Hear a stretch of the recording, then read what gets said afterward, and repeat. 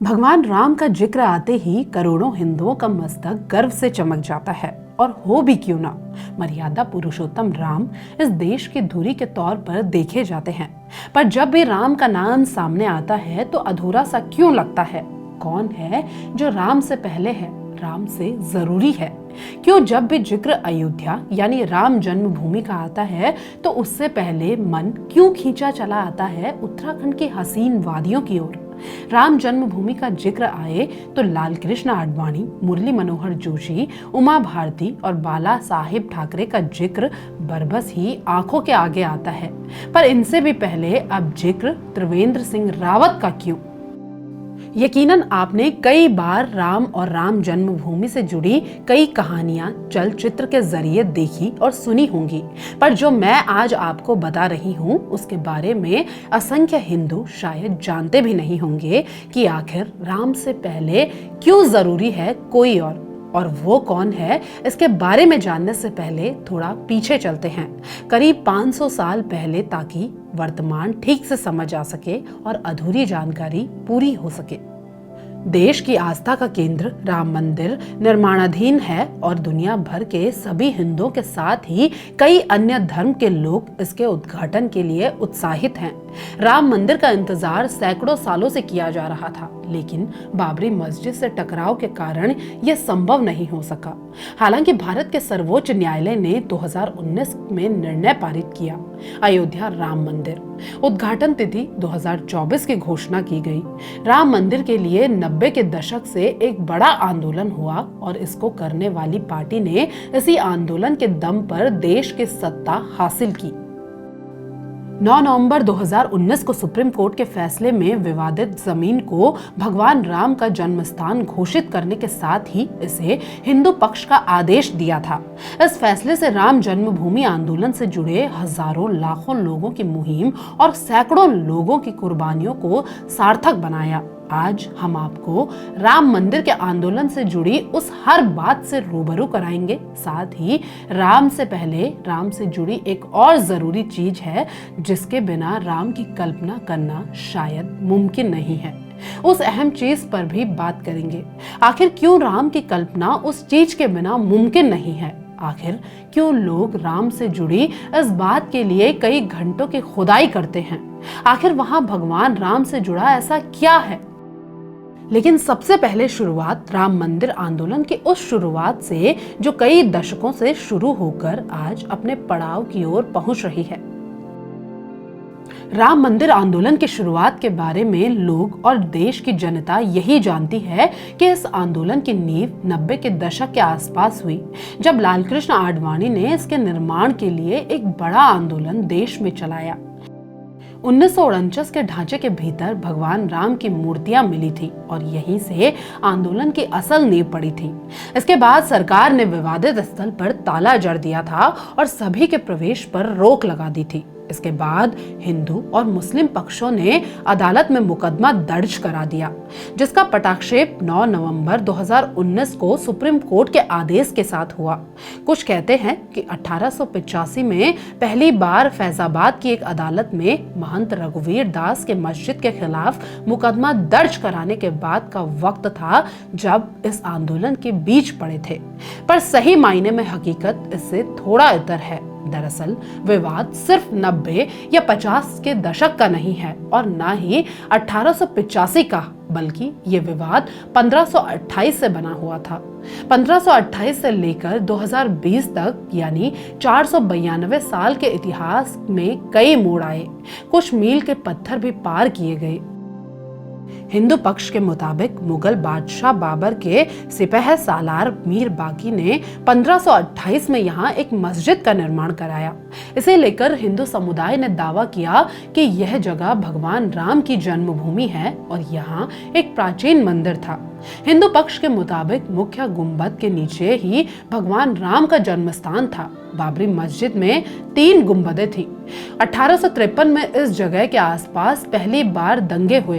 1859 में अंग्रेजी प्रशासन ने विवादित जगह के आसपास बाड़ लगा दी। मुसलमानों को ढांचे के अंदर और हिंदुओं को बाहर चबूतरे पर पूजा करने की इजाजत दी गई। मगर असली विवाद शुरू हुआ 23 दिसंबर 1949 को, जब भगवान राम की मूर्तियां मस्जिद में पाई गई। हिंदुओं का कहना था कि भगवान राम प्रकट हुए हैं, जबकि मुसलमानों ने आरोप लगाया कि किसी ने रात में चुपचाप मूर्तियां वहां रख दी।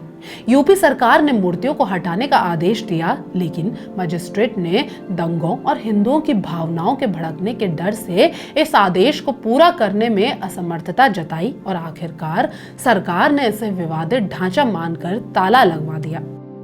साल 1950 में फैजाबाद सिविल कोर्ट में 2 अर्जी दाखिल की गई। इसमें एक में रामलला की पूजा की इजाजत और दूसरे में विवादित ढांचे में भगवान राम की मूर्ति रखे रहने की इजाजत मांगी गई। 1949 में निर्मोही अखाड़ा ने तीसरी अर्जी दाखिल की। साल 1961 में यूपी सुख के वक्फ बोर्ड ने दर्जी दाखिल कर विवादित जगह के पोजीशन और मूर्तियां हटाने की मांग की। इस पूरे आंदोलन के दौरान अप्रैल 1984 में हुई विश्व हिंदू परिषद की धर्म संसद अहम पड़ाव थी।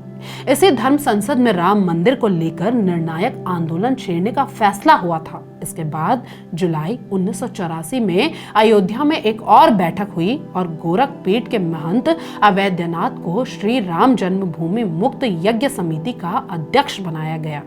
वहीं विश्व हिंदू परिषद ने सामाजिक सांस्कृतिक स्तर पर इस आंदोलन की जिम्मेदारी उठाई।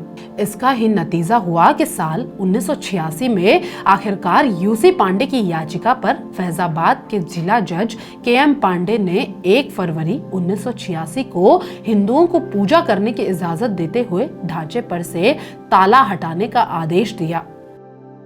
नवंबर 1989 में 9वीं लोकसभा के चुनाव हुए। राजीव गांधी 1984 में जबरदस्त बहुमत के साथ सत्ता में आए थे, लेकिन बोफोर्स घोटाले के कलंक ने उन्हें सत्ता से बेदखल कर दिया। जनता ने कांग्रेस को नकार दिया था, लेकिन असमंजस बरकरार रहा क्योंकि किसी को बहुमत नहीं मिला। इस त्रिशंकु लोकसभा में जनता दल सबसे बड़ी पार्टी के रूप में उभरी। उभरती बीजेपी ने राम मंदिर के मसले पर उसे बाहर से समर्थन दिया और बीपी सिंह नए प्रधानमंत्री बने।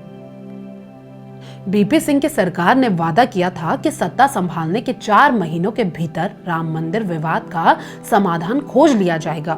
लगभग 6 महीने बीत चुके थे। ना तो जनता सरकार की मंशा ऐसी दिख रही थी, ना इस बारे में स्थिति साफ हो पा रही थी। बीजेपी पर दबाव बढ़ रहा था। जून में राम मंदिर आंदोलन के नेताओं ने तय किया कि विवादित स्थल पर 30 अक्टूबर को कार सेवा की जाएगी। आडवाणी ने उम्मीद जताई कि जनता दल सरकार अभी भी रास्ता निकाल सकती है, नहीं तो अक्टूबर से अयोध्या में कार सेवा होनी तय है। कार सेवा के बारे में आडवाणी ने आगाह किया कि अगर कार सेवा में बाधा डाली गई तो देश आजाद भारत के सबसे बड़े जन आंदोलन का गवाह बनेगा। और फिर हुआ भी कुछ ऐसा ही। अयोध्या मसले पर बीजेपी ने देश भर में विराट जन आंदोलन शुरू करने की धमकी दी है। इससे बीजेपी और सरकार के बीच पहले से ठंडे चल रहे संबंधों में दरार गहरा गई। इसे लेकर आडवाणी ने अपनी आत्मकथा माई कंट्री माई लाइफ में अनोखी दुविधा का जिक्र किया है। उनका मानना था कि कांग्रेस को हराकर बनी जनता दल सरकार लोकतांत्रिक ताकतों की बड़ी जीत थी। आडवाणी नहीं चाहते थे कि इस सरकार पर कोई संकट आए। इसी मद्देनजर 13 अगस्त को नई दिल्ली में एक कार्यक्रम में उन्होंने मुस्लिम नेताओं के सामने एक प्रस्ताव रखा कि अगर वे राम जन्मभूमि से अपना दावा स्वेच्छा से हटा ले तो आडवाणी विश्व हिंदू परिषद नेताओं से व्यक्तिगत तौर पर अनुरोध करेंगे कि वे मथुरा वाराणसी की अपनी मांग पर जोर न दें। लेकिन आडवाणी को घोर अफसोस हुआ जब मुस्लिम नेताओं ने उनकी इस पेशकश को ठुकरा दिया। अब सारा ध्यान 30 अक्टूबर से अयोध्या में शुरू होने वाली कार सेवा पर केंद्रित कर दिया गया। देश भर में कार सेवा समितियों का गठन होने लगा। देश भर में लोग अयोध्या पहुंचने के लिए उमड़ रहे थे। आडवाणी को भरोसा होने लगा था कि यही राम आंदोलन केवल अयोध्या में मंदिर के निर्माण में बड़ी भूमिका निभाएगा। पहले आडवाणी सोमनाथ से अयोध्या तक की पदयात्रा करते हुए लोगों को इस मुद्दे पर जोड़ना चाहते थे, लेकिन बीजेपी नेता प्रमोद महाजन ने लालकृष्ण आडवाणी को एक अलग सलाह दे डाली, जिस सलाह ने न केवल आडवाणी बल्कि पूरी बीजेपी को नई दिशा दी। तब प्रमोद महाजन ने आडवाणी से कहा था कि हम रथ यात्रा क्यों नहीं करते, आखिर यह राम मंदिर का मुद्दा है, हम एक मिनी बस या मिनी ट्रक लेकर उसे रथ का रूप दे देंगे और आप उसमें यात्रा करना। क्योंकि हमारा मकसद राम मंदिर निर्माण के लिए जन समर्थन जुटाना है, इसलिए इसे नाम दिया जाएगा राम रथ यात्रा। लालकृष्ण आडवाणी शुरुआती हिचक के साथ तैयार हो गए और तय हुआ कि पंडित दीनदयाल उपाध्याय के जन्मदिन पर रथ यात्रा सोमनाथ से कूच करे। आडवाणी ने प्रमोद महाजन से कहा कि वे तुरंत महासचिवों और पार्टी के दूसरे अहम सदस्यों की बैठक बुलाएं। अंततः 12 सितंबर को लालकृष्ण आडवाणी ने ऐलान किया कि सोमनाथ से 25 सितंबर को रथ यात्रा शुरू होगी, जो 10,000 किलोमीटर की दूरी तय करके 30 अक्टूबर को अयोध्या पहुंचेगी और कार सेवा में हिस्सा लेगी। इस आंदोलन के इतिहास में दो सबसे बड़ी तारीखें आई, 1990 और 1992 में। 1990 में बीजेपी नेता लालकृष्ण आडवाणी ने राम मंदिर के पक्ष में जन समर्थन के लिए रथ यात्रा निकाली, जिसे 30 अक्टूबर को अयोध्या पहुंचना था। इसके लिए देश भर से लाखों कार सेवक अयोध्या के लिए निकल चुके थे। आडवाणी का रथ तो बिहार में ही रुक गया था, लेकिन कार सेवक अयोध्या पहुंचने लगे थे। हालांकि मुलायम सिंह यादव के नेतृत्व वाली यूपी सरकार ने अयोध्या में घुसने पर रोक लगा दी थी। शहर में कर्फ्यू था और भारी संख्या में पीएससी की तैनाती थी। फिर भी अशोक सिंघल, विनय कटियार और उमा भारती जैसे नेताओं के नेतृत्व में देश के अलग अलग हिस्सों से जुटे हजारों कार सेवक न सिर्फ अयोध्या में घुसे, बल्कि विवादित ढांचे की ओर भी बढ़ गए। इसी बीच विवादित ढांचे के ऊपर कार सेवकों ने भगवा झंडा लहरा दिया और परिणाम स्वरूप वहां अफरा तफरी मच गई। पीएससी ने कार सेवकों को खदेड़ने के लिए गोलीबारी की, जिसमें कईयों की मौत हो गई। उसके बाद 6 दिसंबर 1992 को मंदिर निर्माण के लिए कार सेवा का फिर से आह्वान किया गया, जिसके बाद लाखों कार सेवक बीजेपी, बीएचपी और बजरंग दल नेताओं के नेतृत्व में पहुंचे थे और देखते ही देखते वहां विवादित ढांचा गिरा दिया गया था। साल 2010 में इलाहाबाद हाई कोर्ट ने अपने फैसले में विवादित स्थल को सुन्नी वक्फ बोर्ड, रामलला विराजमान और निर्मोही अखाड़ा के बीच 3 बराबर हिस्सों में बांटने का आदेश दिया। लेकिन साल 2011 में सुप्रीम कोर्ट ने अयोध्या विवाद पर इलाहाबाद हाई कोर्ट के फैसले पर रोक लगा दी। साल 2017 सुप्रीम कोर्ट ने आउट ऑफ कोर्ट सेटलमेंट का आह्वान किया। बीजेपी के शीर्ष नेताओं पर आपराधिक साजिश के आरोप फिर से बहाल किए। 8 मार्च 2019 में सुप्रीम कोर्ट ने मामले को मध्यस्थता के लिए भेजे पैनल को 8 सप्ताह के अंदर कार्यवाही खत्म करने को कहा, लेकिन पैनल कोई भी समाधान निकालने में सफल नहीं हुआ। आखिरकार 6 अगस्त 2019 को सुप्रीम कोर्ट में अयोध्या मामले की रोजाना सुनवाई शुरू हुई। 9 नवंबर को सुप्रीम कोर्ट ने एक लंबी सुनवाई के बाद अयोध्या में मंदिर मस्जिद विवाद पर फैसला सुनाया था। सालों साल से चल रहे इस विवाद को तत्कालीन प्रधान न्यायाधीश जस्टिस रंजन गोगोई की अगुवाई में संवैधानिक पीठ ने इस पर फैसला सुनाया कि विवादित जमीन पर हक हिंदुओं का है। इसके साथ ही सरकार को यह भी आदेश दिया कि मुस्लिम पक्ष को अलग से 5 एकड़ जमीन दी जाए। हालांकि इस फैसले के बाद भी कई पुनर्विचार याचिकाएं दाखिल की गई, लेकिन सुप्रीम कोर्ट में सभी याचिकाओं को खारिज कर दिया गया। आपको बता दें कि 5 जजों की सहमति से यह फैसला सुनाया गया था। तो ये थी राम कथा, पर अब सुनिए इससे भी अलग, जिसे आंख कान खोलकर सुनिए और फैसला कीजिए कि क्या वाकई राम से पहले भी कोई और जरूरी हो सकता है। हाँ, यकीनन है। राम के साथ एक नाम हमेशा ही जुड़ा है, जिसके बिना राम का नाम ही शुरू नहीं होता, और वो है सिया, जिसके बाद इन 2 नाम को जोड़कर बना है सिया राम।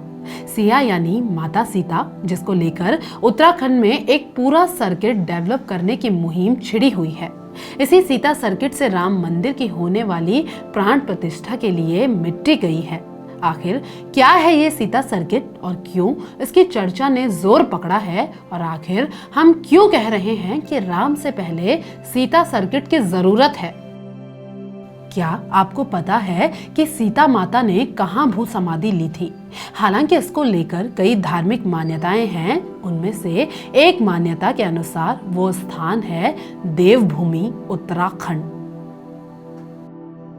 उत्तराखंड के पौड़ी गढ़वाल के कोटसाड़ा, फलस्वाड़ी और देवल में ले चलते हैं, जहां आपके सवाल का जवाब आपका इंतजार कर रहा है।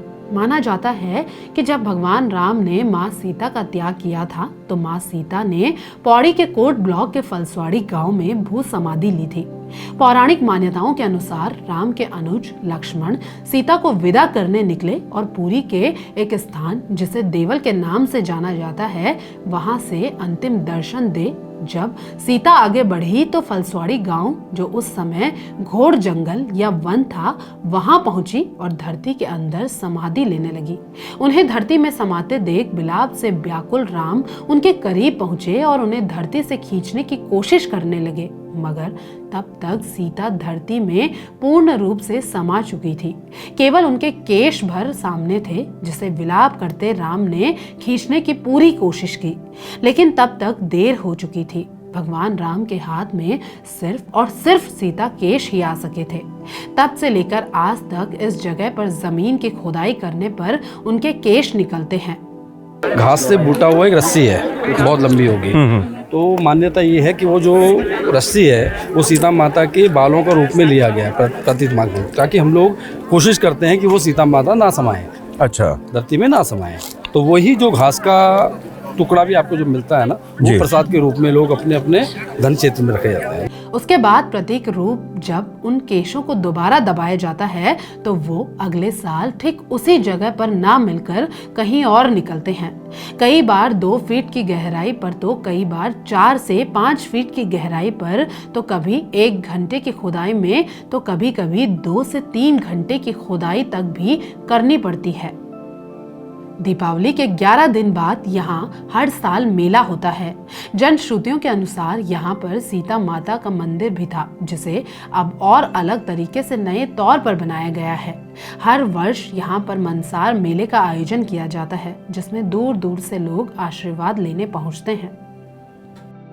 देवभूमि की परंपरा कितनी समृद्ध है कि महाभारत और रामायण काल की कहानियों के अंश भी यहाँ मिलते हैं। इसी को विकसित करने के उद्देश्य से उत्तराखंड के तत्कालीन मुख्यमंत्री रहे त्रिवेंद्र सिंह रावत ने राम के साथ ही भव्य सीता मंदिर और सीता सर्किट के निर्माण का ऐलान कर दिया था, जिसके लिए धन की व्यवस्था भी कर दी गई थी। फलस्वाड़ी गांव है, कोट ब्लॉक पौड़ी जिले में, पट्टी है सीतोन स्यू, वहाँ पर उन्हें भूमि समाधि ली थी। और वहाँ के लोग अनंत काल से वहाँ पर साल में पूजा करते हैं, यात्रा निकलती है और तमाम प्राचीन अवशेष है वहाँ पर। वाल्मीकि मंदिर है। हमने सोचा कि सीता सर्किट के रूप में हमको इसका डेवलपमेंट करना चाहिए।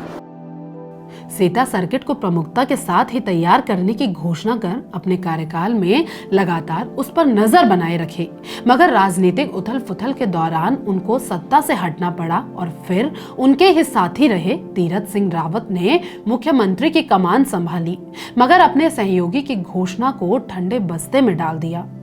कुछ ही महीनों के बाद उनकी भी मुख्यमंत्री पद से विदाई हुई और कमान संभाली युवा मुख्यमंत्री पुष्कर सिंह धामी ने। पर शायद भाजपा में ये प्रथा है कि अपने ही सहयोगी की घोषणा को ठंडे बस्ते में डालना, और वो भी उस मुद्दे यानी हिंदुत्व से जुड़े मुद्दे को जिसने भाजपा को दिल्ली से लेकर उत्तराखंड तक सत्ता शिखर तक पहुंचाया। आखिरकार त्रिवेंद्र सिंह रावत को खुद ही पदयात्रा कर देवप्रयाग से देवल और देवल से फलस्वाड़ी पहुंच अपनी ही सरकार को नींद से जगाने की कोशिश करनी पड़ रही है, सीता सर्किट को नई रूपरेखा के साथ तैयार करने की, दुनिया की नजरों में लाने के लिए। आखिर ये सीता सर्किट है क्या? दरअसल सीता सर्किट उस रूट को कहा जाता है जहां से सीता माता समाधि स्थल तक पहुंची थी। पूर्व मुख्यमंत्री त्रिवेंद्र सिंह रावत का अपने कार्यकाल में इस रूट को सीता सर्किट के नाम से विकसित करने का प्लान था। अब एक बार फिर यहाँ पदयात्रा करके वो लोगों का ध्यान इस सीता सर्किट की ओर खींचने की कोशिश कर रहे हैं और ये बताने की कोशिश करना चाह रहे हैं कि राम के साथ सीता माता की क्या महत्ता है। साथ ही कहते हैं कि यात्रा से माता सीता से जुड़े उपेक्षित ऐतिहासिक स्थल भविष्य में भव्य रूप में विकसित करेंगे। सर्किट की शुरुआत देवप्रयाग से होती है, जहां से त्रिवेंद्र सिंह रावत ने अपनी पैदल यात्रा शुरू की, जिसे पुराने बद्रीनाथ मार्ग के तौर पर भी जाना जाता है, जहां से कभी श्रद्धालु हरिद्वार से लेकर बद्रीनाथ धाम तक पैदल ही यात्रा किया करते थे। जो अब पूरी तरह से बंजर है, चलने योग्य भी नहीं है। जरा नजर डालिए इस शुरुआत भर से। देवप्रयाग से सीता कोटी होते हुए विदा कोटी और उसके बाद आता है सीता सैन। यहाँ से आगे बढ़ने के उपरांत पहुँचते हैं सीता मंदिर मुछ्याली, फिर देवल और फिर फलस्वाड़ी, जहाँ सीता माता का मुख्य समाधि स्थल है। सीता समाधि स्थल के पास ही वाल्मीकि आश्रम भी है। इस तरह देवप्रयाग से शुरू होकर सीता सर्किट पौड़ी के इस सीता समाधि स्थल तक के इस पूरे रूट को सीता सर्किट का नाम दिया गया है। सीता सर्किट से जुड़े सीता कोटी, विदा कोटी, सीता सैन, सीता मंदिर मुछ्याली, वाल्मीकि आश्रम कोटसाड़, लक्ष्मण मंदिर देवल, कोट महादेव व सीता समाधि स्थल फलस्वाड़ी तक हजारों श्रद्धालुओं के साथ ही देश विदेश के तमाम हिंदुओं का ध्यान माता सीता से जुड़े इस स्थान की ओर खींचा चला आना स्वाभाविक है। सीता सर्किट में पड़ने वाले देवल गांव में लक्ष्मण का भी एक सदियों पुराना मंदिर है। पुरातत्व विभाग के अनुसार देवल गांव स्थित लक्ष्मण मंदिर 11वीं सदी का है। 7वीं 8वीं सदी का बना हुआ मंदिर है, जो हमारे पूर्वज पुराने लोग बताते हैं। पर इसी मंदिर में हमने कुछ लोगों से बात की तो पता चला लोग बेहद इंतजार करते हैं इस दिन का जब वो लक्ष्मण मंदिर के दर्शन कर सीता समाधि स्थल तक पहुंच पाते हैं। 50 में जाने वाले हैं, तब से मानते हैं। मतलब बहुत प्राचीन मंदिर है लक्ष्मण जी का, और 8वीं सदी में आदि शंकराचार्य द्वारा इसका पुनरुद्धार किया गया था। एक लिपि है जो अभी पढ़ने में नहीं आ पाई है। बहुत ही प्राचीन मंदिर है और यही थोड़ी दूरी पर यहाँ से सीता माता का समाधि स्थल है। पर साथ ही कुछ लोग सरकारी रवैये से व्यथित भी हैं। उनकी माने तो यहाँ इतने पौराणिक मंदिर होने के बाद भी कुछ नहीं है। ले देकर शुरुआत की उम्मीद तो थी, पर मानो अब वो भी खत्म ही है। आईटीबीपी में कार्य करने वाले एक नौजवान का कहना है कि अगर सब कुछ ठीक हो तो यहाँ से पलायन भी खत्म हो जाए। कुछ है नहीं तो इन खूबसूरत पहाड़ों को छोड़ दूर जाना पड़ता है काम की तलाश में। सीता सर्किट की बात करी है, हमने भी ये सिर्फ अखबार में पढ़ा है। इसका काम कहाँ तक हुआ है, क्या इसका जो है नीति बन रही है, इसके बारे में हमने कहीं नहीं सुना ना कहीं पढ़ा है। और जैसा कि आपने बताया है कि पौड़ी की वादियाँ खूबसूरत वादियाँ हैं, अगर इनका थोड़ा सा विकास हो जाए तो टूरिज्म में पौड़ी नंबर 1 हो सकता है। मेरा तो ये मानना है। आपको लगता है कि इस पदयात्रा के बाद में सब कुछ चीज़ें ठीक होंगी? उम्मीद कर सकते हैं, लेकिन अभी बहुत चीज़ें हैं जो होनी बाकी है, जो होनी चाहिए यहाँ पर। तो संदेश सरकार को ही दे दीजिए हमारे माध्यम से। सरकार से तो हमारी हाथ जोड़ के विनती है कि हमारे पहाड़ों को बचाइए, यहाँ की संस्कृति को बचाइए और कुछ ऐसी सुविधाएं दें जो बाहर बस चुके हैं वो लोग यहाँ पर आके अपना जो है घर बसाएं और यहाँ वापस पलायन तो हो चुका है लेकिन वो वापस आए, घर वापसी हो हमारे पहाड़ी भाइयों की। बस मेरी यही उम्मीद है सरकार से। सीता समाधि स्थल भले अभी दुनिया की नजरों से दूर हो, मगर इतने पर भी यहाँ हर साल मनसार मेले में देश के कई हिस्सों से लोग आते हैं। फिर चाहे वो दिल्ली हो, मुंबई हो, पंजाब, हरियाणा या फिर कोई भी अन्य देश का हिस्सा ही क्यों ना हो। हर साल दिल्ली, मुंबई, अलग अलग जगह के लोग जो प्रवासी उत्तराखंडी हैं, जो अलग अलग प्रदेशों में रहते हैं, अलग अलग देशों में रहते हैं, देश विदेश से यहाँ पर आते हैं उस दौरान और यहाँ पर उस मेले का हिस्सा बनते हैं। हर साल यहाँ प्रसाद के तौर पर भंडारे का आयोजन किया जाता है। सालों साल से चली आ रही परंपरा अनुसार हर साल किसी एक भक्त या कहें कि श्रद्धालु को मौका मिल पाता है भंडारे के आयोजन का, जिसके लिए पहले से ही सूचित कर दिया जाता है ताकि वो अपनी व्यवस्था अनुसार आयोजन कर सके। यहाँ पे मंदिर है और यहाँ पर हर साल इस तरह से जो है भंडारा लगता है। कितने बजे से कितने बजे तक ये मेला चलता है? शाम को 5 बजे तक चलेगा। हर साल जब भी ये होता है आप ये आयोजन प्रसाद के तौर पर दिवाली के 11 दिन बाद। इस सीता सर्किट का अंतिम और महत्वपूर्ण पड़ाव है पौड़ी के कोट ब्लॉक का फलस्वाड़ी गांव, जहां माता सीता का समाधि स्थल माना जाता है। आज भी हर साल सीता माता मंदिर के समीप के खेत में हाथों से खुदाई कर सीता माता की शिला की तलाश की जाती है। सीता माता हमारी धरती में समाहित हुई थी, तो ये वो जगह हम मानते हैं जी कि यहाँ पर धरती में समाहित हुई थी और इसको हम एक पिंड के रूप में यहाँ पर हर बार दर्शन के लिए वो लोड़ी निकलती है। यहाँ की बबलू घास की रस्सी को प्रसाद के रूप में वितरित किया जाता है। बबुल एक घास होती है ना, तो ऐसी मान्यता है कि जब रामचंद्र जी के हाथ में माता सीता जी के बाल ही रह गए थे तो बबुल उसी का प्रतीक माना जाता है। अच्छा। जो अब तो उसको लोग ले जाते हैं अपने घरों में। त्रिवेंद्र सिंह रावत की पदयात्रा मनसार मेला व सीता माता समाधि स्थल फलस्वाड़ी पहुंची तो सभी ने जोरों शोरों से बड़े ही उत्साह और सिया राम के नारों से स्वागत किया। हजारों लोग इस पदयात्रा के साक्षी बने। पदयात्रा जहां जहां से होकर गुजरी, ग्रामीणों ने सियाराम के नारों से भक्तजनों का उत्साह बढ़ाया और यात्रा के सहभागी बने। पूर्व सीएम त्रिवेंद्र सिंह रावत ने कहा कि जिस प्रकार से राम सेतु को बनाने के लिए गिलहरी ने भी अपना योगदान दिया, ठीक उसी प्रकार सीता माता सर्किट पदयात्रा में हर व्यक्ति सहयोगी बना। किसी ने भोजन करवाया, किसी ने पानी पिलवाया, किसी ने रात्रि में सोने की व्यवस्था की और किसी ने सियाराम के नारों से पदयात्रा में जोश बढ़ाया।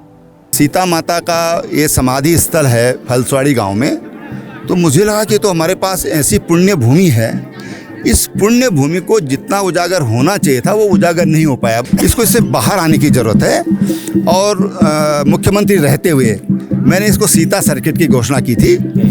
लागत भी लगभग 40 करोड़ रुपए उस समय उसका आंका गया था। भव्य मंदिर यहाँ पर सीता माता का बने। मुझे लगा कि हम ये काम होना चाहिए, क्योंकि लोकतंत्र में जब हम लोग बोलते हैं, चिल्लाते हैं, अपनी बात रखते हैं तो तभी वो बात सुनी जाती है। उन्होंने देरी के लिए कोविड महामारी का जिक्र जरूर किया, पर 2019 पर एक टीस मन में जरूर दिखाई दी। कोविड के कारण ऐसा समय आया कि तमाम चीज़ें जो हैं छूटती चली गई। सीता माता सर्किट भी उसमें से एक है कि जो छूट गया, पिछड़ गया। उनकी माने तो एक गिलहरी ने भी राम के काम में योगदान दिया था, पर फिर एक सवाल जरूर दिमाग में कौन जाता है कि एक गिलहरी तो अपना काम कर गई, पर जिस राम के नाम पर, जिस सीता के नाम पर भाजपा ने देश के सत्ता पर अपना सिक्का जमाया, भगवा रंग चढ़ाया, देश ही नहीं बल्कि पूरे विश्व की सबसे बड़ी पार्टी के तौर पर स्थापित हुई, उसकी ही सरकार में राम के काम में इतनी देरी क्यों? और राम का काम तो सीता के बिना अधूरा ही है और रहेगा भी। सियापति रामचंद्र की जय। ये तो भारत में और भारतवासी हैं, हिंदू हैं, सनातनी हैं, बिना सीता के राम का नाम काम और राम का काम कहाँ पूरा हो सकता है। तो सिया और राम, इनको तो कोई अलग कर ही नहीं सकता है। जब तक राम से पहले सीता यानी जय सिया राम ना हो, तब तक भक्त भी अधूरे और उनकी भक्ति भी अधूरी।